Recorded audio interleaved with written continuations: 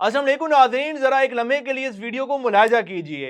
Uniform के अंदर मौजूद एक पुलिस एहलकार की वीडियो जो है इस वक्त वायरल हो रही है। वायरल होने का मकसद ये है कि उसके अंदर ये एहलकार रिक्वेस्ट कर रहा है हुकूमत के साथ, अपने इदारों के साथ। अब ये कहता ये है कि 2 सालों से ये जलील हो रहा है। जलील होने की वजह क्या है? ये बताता है कि मुबैना तौर पर 2024 के अंदर इसके साथ वारदात होती है। वारदात के अंदर 1,80,000 रुपया उसका छिन जाता है। अब है 2026। अब ये कहता है कि 2 साल हो गए हैं, ये अपने थाना यानी कि उकाड़े से इसका ताल्लुक है, तो उकाड़े के थाने के चक्कर लगा लगा कर थक चुका हुआ है। ये कहता है कि एसएचओ भी तब्दील हो गया है, नए से नया एसएचओ आता है, नया एसएचओ के पास भी जाता है, डीएसपी के पास भी जाता है, तफ्तीशी का भी बताता है, लेकिन आज तक ना तो कोई कार्रवाई हुई है, ना ही जो है वो लोग, ये कहते हैं कि उन लोगों का भी मुझे पता है कि वो वारदात के लोगों ने की है, लेकिन उनके खिलाफ भी कोई एक्शन नहीं लिया गया। अब ये मरीम नवाज साहिबा से दरख्वास्त करते हैं कि मरीम नवाज साहिबा प्लीज मेरी ये तमाम दरख्वास्त पर अमल किया जाए और उन लोगों को फौरी तौर पर गिरफ्तार किया जाए।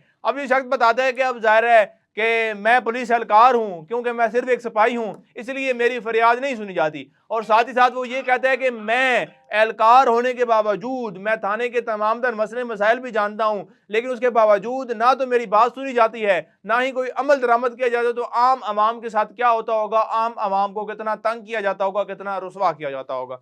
ये वीडियो इस वक्त सोशल मीडिया पर बहुत ज्यादा वायरल है, तो हमारी महकामे वाला से दरख्वास्त है कि इस शख्स की इस वीडियो पर नोटिस लिया जाए और इसके तमाम मामले पर जो है वो तहकीकात की जाए। तहकीकात करने के बाद आगे पता चल सके कि क्या ये शख्स जो कह रहा है वो वाकई में हकीकत है, क्या ये वाकई 2 सालों से इंसाफ के लिए जो है पुलिस एहलकार होने के बावजूद थानों के धक्के खा रहा है। तो मेरे ख्याल में इसकी फरियाद और इसको इंसाफ लाजमी दिया जाए। और जिन लोगों को ये निशानदेही कर रहा है कि इन लोगों ने इनके ऊपर वारदात करते हुए 1,80,000 रुपया जो है इसका जो है वो हथिया लिया है, तो उनके खिलाफ सख्त कार्रवाई होनी चाहिए।